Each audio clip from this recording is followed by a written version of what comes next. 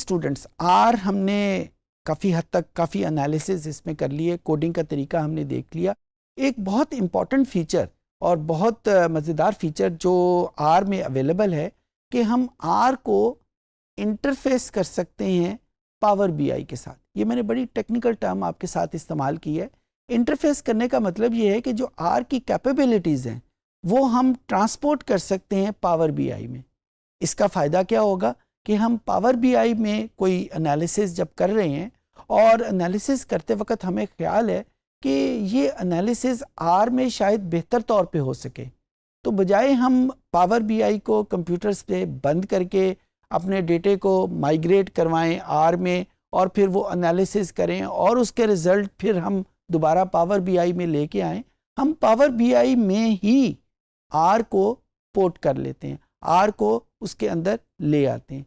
ये मैं technical term use कर रहा हूँ, ये यानी पोर्ट करना, इंटरफेस करना, ये तमाम उस पर्टिकुलर प्रोसेस का नाम है कि जिसमें हम एक सॉफ्टवेयर को छोड़े बगैर उसी सॉफ्टवेयर के अंदर दूसरे सॉफ्टवेयर को एम्बेड कर लेते हैं, दूसरे सॉफ्टवेयर को माइग्रेट करवा लेते हैं। और इसका फ़ायदा क्या होता है कि हम एक सॉफ्टवेयर की बजाय दो सॉफ्टवेयर की जो पावर्स हैं, कैपेबिलिटीज़ हैं, उनको इकट्ठे यूज़ करना शुरू कर देते हैं।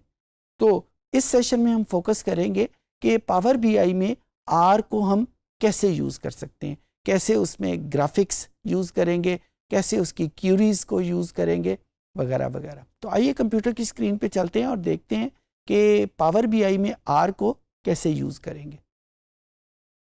ये पावर बीआई का इंटरफेस मेरे सामने मौजूद है और इस सेशन में मैं कोशिश करूँगा कि आर का डेटा सेट कैसे इंपोर्ट करते हैं, नंबर 1, आर में जो एनालिटिकल पावर्स मौजूद हैं उनको कैसे यूज़ करेंगे, और फिर आर के जो ग्राफ्स हैं उनको हम कैसे यूज़ करेंगे। प्राइमरीली यही तीनों पर्पसेस होते हैं किसी डेटाबेस पे। सो सबसे पहले तो हम यूज़ करते हैं आर का डेटा सेट। यहाँ पे हमारे सामने मौजूद है गेट डेटा की कमांड। इस गेट डेटा को क्लिक करेंगे, ये आपके सामने एक मेन्यू ओपन होगा। इस मेन्यू में जो सबसे आखिरी ऑप्शन है अदर्स की, इसको क्लिक करेंगे और इसको क्लिक करने के बाद यहाँ से हम ढूंढेंगे आर स्क्रिप्ट। इसको क्लिक किया, इसको कनेक्ट किया और ये आपके सामने एक स्क्रिप्टिंग बॉक्स आपके सामने रख देगा। यहाँ पे हमने सिंपल उस डेटा सेट का नाम रखना है। ये एक डेटा सेट भी हो सकता है, ये एक से ज़्यादा डेटा सेट भी हो सकते हैं।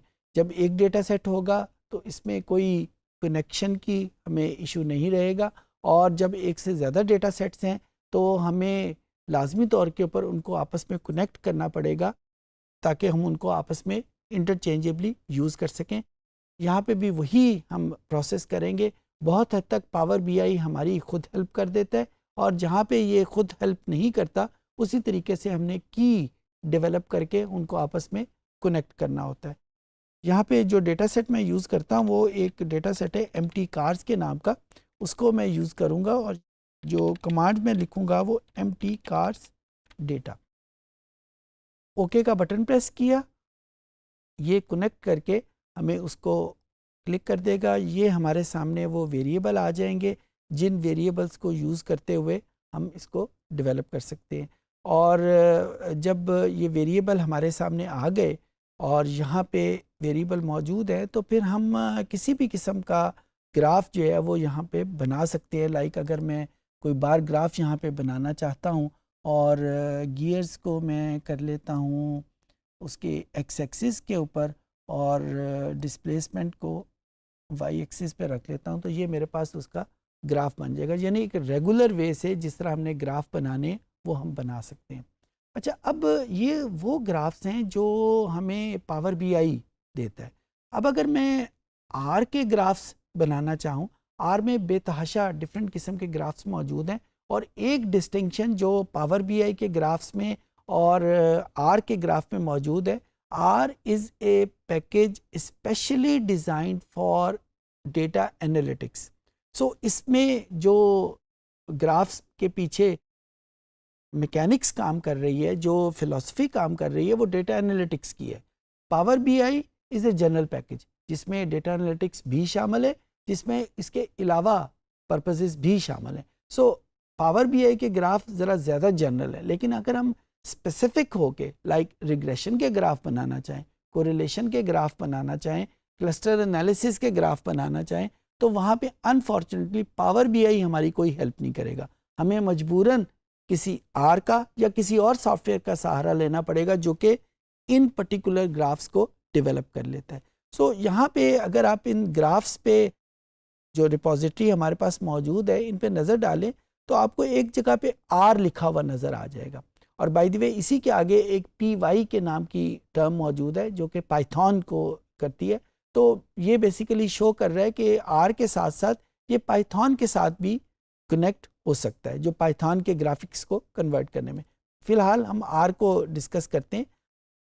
सो इस आर को मैंने क्लिक किया। आर को क्लिक करने के साथ मेरे पास दो वेरिएबल आ जाएंगे।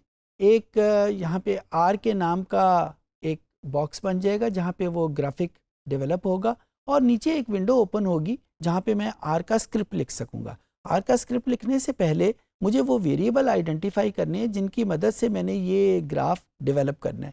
लेट्स से मैंने यहाँ पे एक वेरिएबल MPG का वेरिएबल है, उसके साथ मैं क्लिक कर रहा हूँ, और दूसरा वेरिएबल वेट का है, तीसरा वेरिएबल मेरे पास लेट्स से HP का है। एक चीज़ आप देख रहे हैं, जो ही मैं यहाँ पे कोई नाम कोई वेरिएबल शिफ्ट करता हूँ, वही वेरिएबल का नाम यहाँ पे मेरे पास डेटा फ्रेम में एंटर हो जाता है। मैंने यहाँ पे 3 वेरिएबल किए हैं, ये तीनों वेरिएबल मेरे पास यहाँ पे डेटा फ्रेम में मौजूद है। इन डेटा फ्रेम्स को यूज़ करते हुए मैं यहाँ पे ग्राफ डेवलप करता हूँ। एक सिंपल सा ग्राफ यूज़ कर लेते हैं, प्लॉट, इसमें MPG करली HP, और डेटा सेट जो है मेरे पास दो चीज़ें यहाँ पे बहुत इंपॉर्टेंट है। जो कमांड का सिंटेक्स्ट है वो मैंने एग्जैक्टली वही यूज़ किया है जो आर में यूज़ होता है, नंबर 1। नंबर 2, डेटा सेट जिसको यूज़ करके मैं ये ग्राफ डेवलप करूँगा या जिसमें ये वेरिएबल मौजूद होंगे उसका नाम ऑटोमेटिकली डेटा सेट है। ये डेटा सेट का नाम मैंने नहीं रखा, ये पावर बीआई ने रख दिया, और ये हर उस जगह पे डेटा सेट ही के नाम से कनेक्ट होगा, यूज़ होगा, जो कि पावर बीआई ने डेवलप किए हुए। अगर आप यहाँ पे देखें, यहाँ पे डेटा सेट का ऊपर उसने नाम जहाँ पे वेरिएबल डिफाइन किए हुए वहाँ पे वो लिखा हुआ है। सो ये वेरिएबल मैंने यहाँ पे प्लॉट किया, और यहाँ पे इस ब्लैक एरिया में अगर आप जाके देखें तो आखिरी आइकन में एक छोटा सा एरो का निशान बना हुआ है जो कि इस पर्टिकुलर स्क्रिप्ट को एग्जीक्यूट कर देगा। इसको क्लिक किया तो क्लिक करने के बाद ये ग्राफ अगर आप देखें यहाँ पे हमारे सामने आ गया। तो ये हमारे पास ग्राफ मौजूद है जो कि इसको डेवलप कर रहा है। यहाँ पे अगर हम यूज़ करें, ये एक डॉट को क्लिक करना चाहें तो वो सारे ऑप्शन यहाँ पे मौजूद है, डोंट समराइज के, और जो डिफरेंट ऑप्शन जो पावर बीआई में यूज़ करते हैं वो सारे ऑप्शन यहाँ पे मौजूद हैं। सो इस तरीके से हम आर के जो और ग्राफ्स हैं उनको भी इधर इसमें शिफ्ट कर सकते हैं। ये हमारे पास दूसरा ऑप्शन था कि आर के डेटा सेट को यूज़ करेंगे, आर के ग्राफिक्स को यूज़ करेंगे। अब हम ये देख लेते हैं कि आर की जो एनालिटिक्स पावर है उनको हम कैसे यूज़ करेंगे। उसके लिए एक पैकेज हमें यूज़ करना पड़ता है। अभी हम ट्रांसफॉर्म डेटा में क्लिक करते हैं और यहाँ पे हमारे सामने वही डेटा सेट ओपन है। ट्रांसफॉर्म को क्लिक करेंगे और जो ही हमने ट्रांसफॉर्म को क्लिक किया, ये आर स्क्रिप्ट का यहाँ पे हमारे सामने लिखा हुआ आ गया। यहाँ पे इसको क्लिक करने के बाद वही एक स्क्रिप्टिंग विंडो आपके सामने ओपन हो जाएगी। जिस मॉड्यूल का मैं जिक्र कर रहा था उसका नाम है DPLYR। तो मैं यहाँ पे वो लाइब्रेरी यहाँ पे आर इसको यूज़ कर लेता हूँ। इस लाइब्रेरी को जब हम यूज़ करते हैं ये रिक्वायर्ड है जब हम आर की एनालिटिक्स को पावर बीआई में यूज़ करना चाहें, नंबर 1। नंबर 2, ये लाइब्रेरी पावर बीआई इंस्टॉल नहीं करेगा। हमें पहले आर में जाके इस लाइब्रेरी को उसके पैकेजेस में इंस्टॉल करना पड़ेगा। उम्मीद है कि वो मेथड आपको याद होगा कि हम आर स्टूडियो में जाके टूल्स और फिर इंस्टॉल पैकेज में हम यहाँ से इसको इंस्टॉल कर सकते हैं। लेकिन जो बात याद रखने वाली है वो यही है कि जब तक आर में ये लाइब्रेरी इंस्टॉल नहीं होगी पावर बीआई इसको इस्तेमाल नहीं कर सकेगा। अब मैं एक छोटा सा एक फंक्शन डेवलप कर लेता हूँ जो कि आर की फंक्शनैलिटी को, आर का एक एनालिटिक्स जो है वो आपके सामने रखता हूँ कि मेरे सामने ये जो डेटा फाइल है इसमें मुख्तलिफ वेरिएबल हैं। इसमें एक वेरिएबल गियर के नाम का है। गियर मेरे पास उसकी कुछ कैटेगोरिकल वैल्यूज़ हैं, 3 है, 4 है, 5 है। लेट्स से मैं हर एक स्पेसिफिक वैल्यू के लिए दूसरे वेरिएबल्स का मीन कैलकुलेट करना चाहता हूँ। तो मैं उसके लिए कमांड सबसे पहले लिख लेता हूँ, और ये कमांड के लिए जो मैं यूज़ करूँगा सिंटेक्स, वो एग्जैक्टली वही सिंटेक्स है जो आर में यूज़ होता है। मैं उस पर्टिकुलर फंक्शन का नाम जो है वो यहाँ पे रख लेता हूँ empty means, और ये फंक्शन डेवलप कैसे होगा, समराइज हम करना चाह रहे हैं, और ग्रुप बाय, क्योंकि मैंने अभी आपको बताया कि मैंने गियर के रेफरेंस से उसको ग्रुप करना चाह रहा हूँ, और ग्रुप बाय आगे हम सबसे पहले डेटा का नाम लिखेंगे empty cars, जिस नाम से हमने डेटा डाउनलोड किया था। उसके बाद हम यूज़ करेंगे कि किस वेरिएबल को यूज़ करते हुए उसके रेफरेंस से हम इसको समराइज़ करना चाहते हैं। गियर के नाम का वो वेरिएबल है, कॉमा डाला, और फिर उसके बाद हमने वो वेरिएबल के नाम रख लिए, लेट्स से MPG, और ये मैं कर लेता हूँ कि मीन ऑफ MPG, इस MPG के वेरिएबल का mean with reference to gear, ये हमारे सामने आ जाएगा।